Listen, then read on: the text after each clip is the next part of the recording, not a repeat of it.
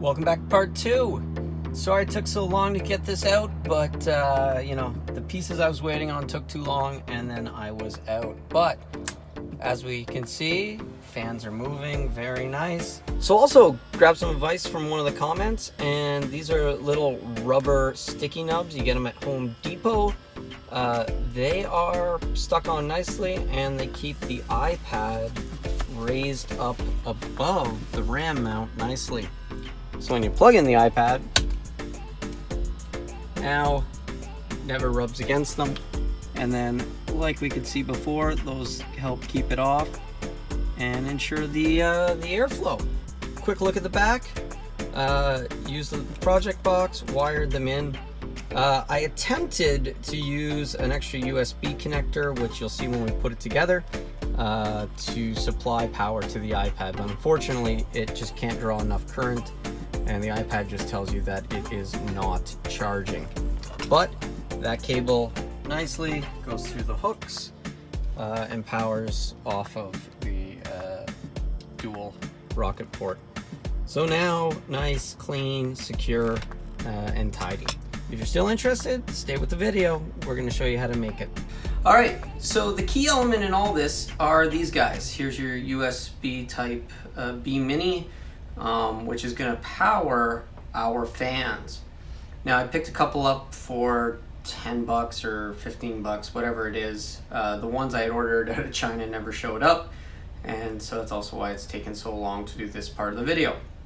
Now, as an add-on, I ordered a bunch of these. I thought it'd be kind of neat to see if it'll work.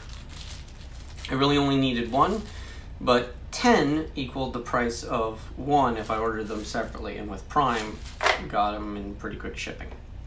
Now, these breakaway headers, these ones don't come with extra headers, so I've already got some of this stuff, but essentially it's just strips of breakaway. We're gonna use this because we're gonna mount these in the pins, and we'll show you why in a second. We've got our little project box, so what it's going to go into, and then we're going to screw it into the RAM mount through the bottom. This will be the opening, I guess, since we need to mount them that way. So we'll end up putting a couple holes in the bottom and going through it. Now, these are prototyping PCB boards. They come in all different types and sizes, some with already linked pieces, which can be good for requiring less wires or solder bridging. What I like about this stuff is it's super easy to cut. So you can see here, I sheared it even with like really strong scissors. But these come, again, a few bucks for one of these little boards. And the reason for this is we're going to build it using one of these, and we're going to put the board in, and it will go in like so, because we're going to mount to these via the standoffs. Same thing on this side, via the standoffs. And this will give us our rigidity in the unit, as opposed to these two just being glued down and epoxy down and maybe moving around. And so the other reason we want to do this is this will be what connects and brings the power in. We'll then jumper the power between the two, so line up the pins so that power will go out that side. So maybe we'll get lucky and be able to also power the iPad off the same cable that loops through. It'll be kind of nice, and for a couple bucks, big deal. And then on this board is where we're going to also solder the pins from the fans. So the cables from the fans, they will go into this. All right, so let's go get this guy cut and start getting him sized into here. All right, so we got our Dremel. My Dremel's mounted to this little like plate, kind of makes it like a router table. We're gonna look at this and just eyeball it, but essentially from there, try to line the hole up to use the hole. So if we go to the row just left of the 5 centimeters, that should be good. So let's go ahead and see if we can get this cut.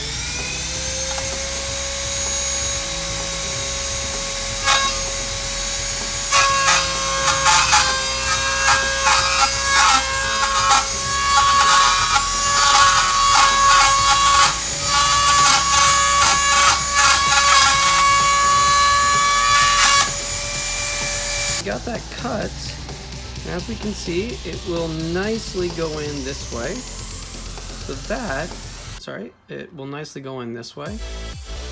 So that is a great start for us.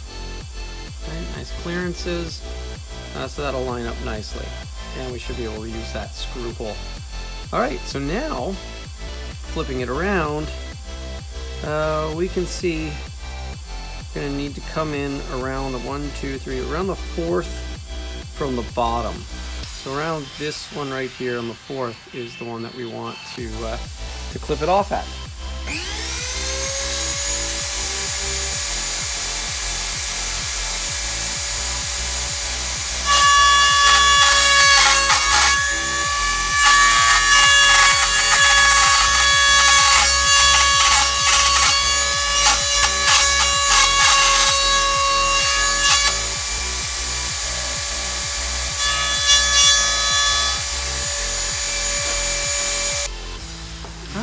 So, there we have it, as this thing tries to autofocus terribly. Focus on that. So, we've got our piece all cut up, kept one hole, and hopefully that's going to allow us, when we take that whole thing, is when it drops in nicely, one of those will screw in, and now it's not going to move anywhere, so it feels real secure. And real stiff. All right, so moving on to the next thing. Here we got a ram mount, and now what we need to do is I'm going to try to use the holes on this side. Ironically, this project box is a little bit too small, so it can't fit any of the holes going this way, which kind of might have looked way better. So instead, what we're going to do is we're going to mount it this way, and we'll just figure out our cables accordingly. Shouldn't be a huge deal. It's just not as cool. First thing we want to do is get this lined up kind of in the middle, and then what we need to do is drill some holes so that we can run some screws, some nuts, some screws, some washers through, and secure our project box through the ram mount holes. All right, let's do that. All right, so I used the screw to mark off through the holes, and now I'm just gonna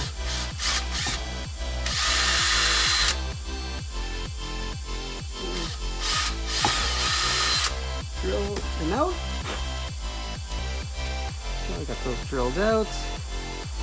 Sure you can see it, but hey, look, holes are lining up.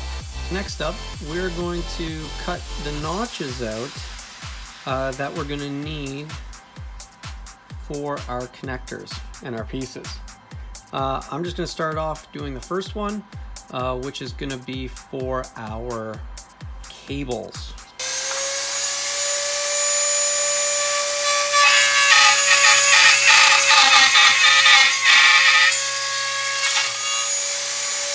We've got it notched out. Obviously way more than I needed. Could have also just used the drill and drilled a hole instead of doing a full-on notch. Thinking back on this, since I've already done this, I probably should have done that. Whatever, this will work. Plus I'm going to notch out these sides as well to put in the other connectors once I know where they line up. All right, let's go get that part ready. All right, so now that we got our board in, that's super helpful. So what we're gonna do next is we're gonna mount this one in the middle first. And then we're gonna figure out, once we got that one, we're gonna figure out roughly where this one needs to go as well. All right, so let's go ahead and get their pins soldered in.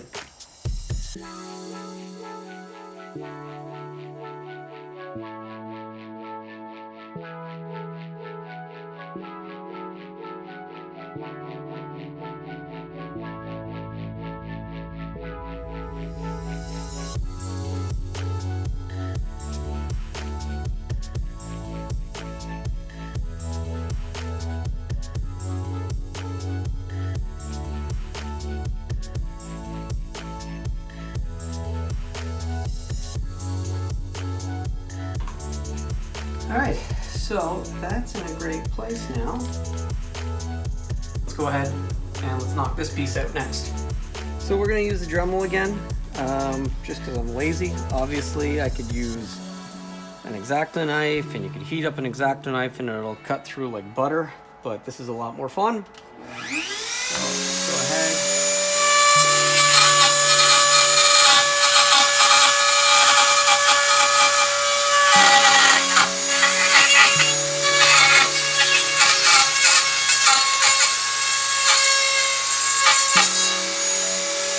That'll fit in nicely, and yeah, I'm gonna want to epoxy and cover up all that stuff when I'm done. And I definitely need to trim off those leads. But we're just gonna use some side cutters, real simple, and snip those off. You want to be just above the solder so you don't bust the joint. Quickly did it over the garbage can so that they snapped in the garbage can. Yay, solder joints are good. Now that we've done that, it's sitting in nice and solid on both of those pegs. Now what we want to do is mount the other one and then see exactly what it is that we need to cut out. So now we've got that positioned, let's go ahead and Dremel out his chunk.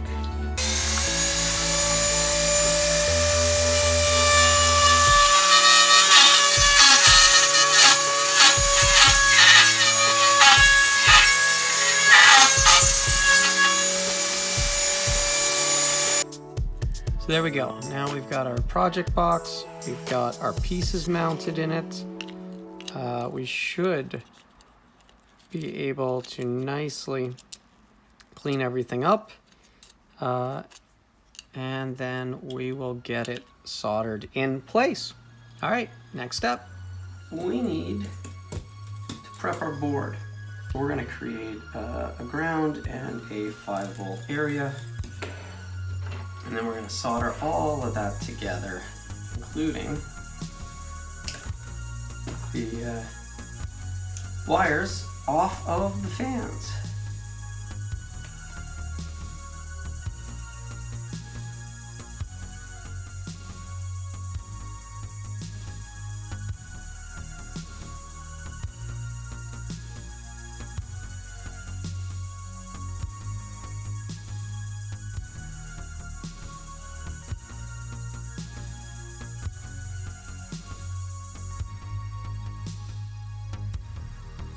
With that, let's now get this guy mounted onto this guy.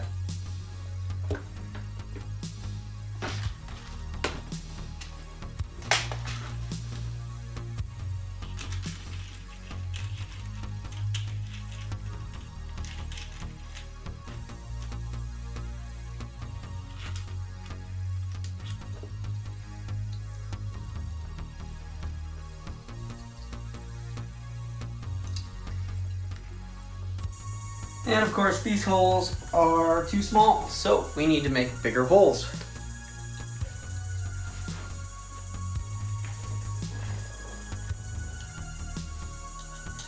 Okay, so we used a 1/8 bit to open up the holes a little bit more. Those fit in perfectly. It's a much smaller size. There we go.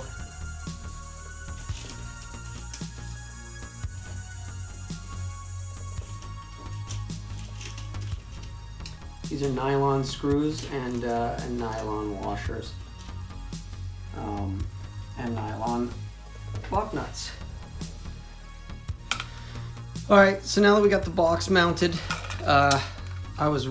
this one was easy to do with the washer and the nut. This one, I just couldn't get it to go. Just nothing I could do about it. So I cheated and I've used a much longer nylon thread. So now what I'm gonna do is I'm gonna go and I'm gonna cut it off below the surface. We're just gonna take our snips, get in below the level,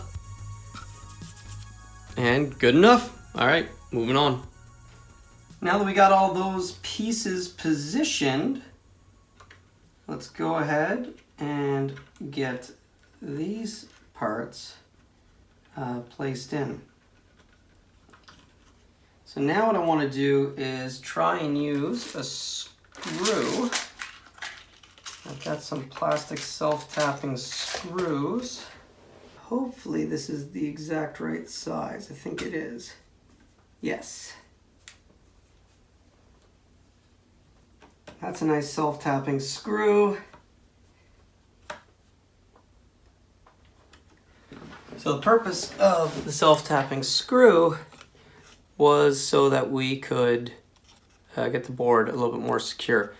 Now we are going to use epoxy and stuff to fill in the rest, but this should hold for now for us to do our testing and make sure everything's happy. That is it. So now we got our pieces mounted in. It's secure. Obviously not perfect, but whatever. Deeper than the mount anyway, so it should be out of our way. And hopefully this will give us enough pass-through power that we can also take care of the iPad at the same time. So let's go see if it works.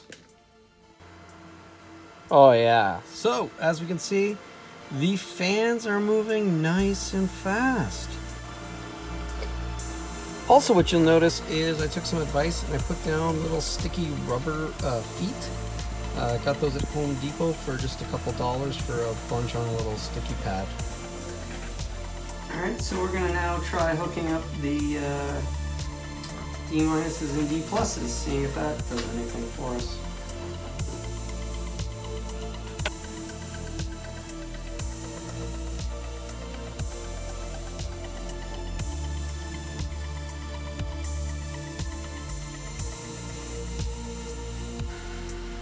We are not charging.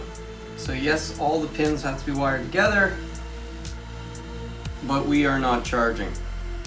So from this, you could take that this idea I had is useless, and don't do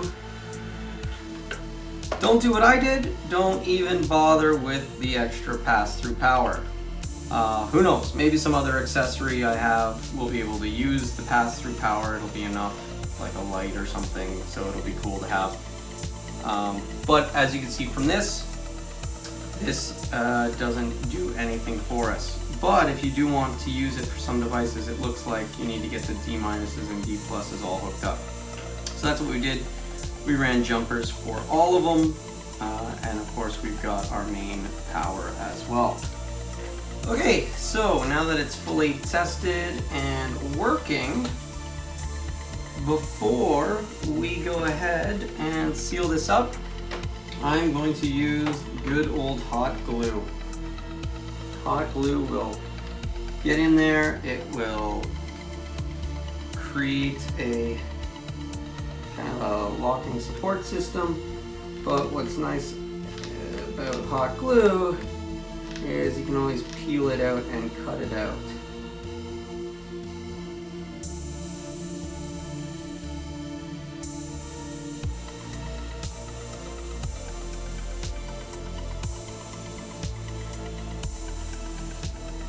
So solid in place.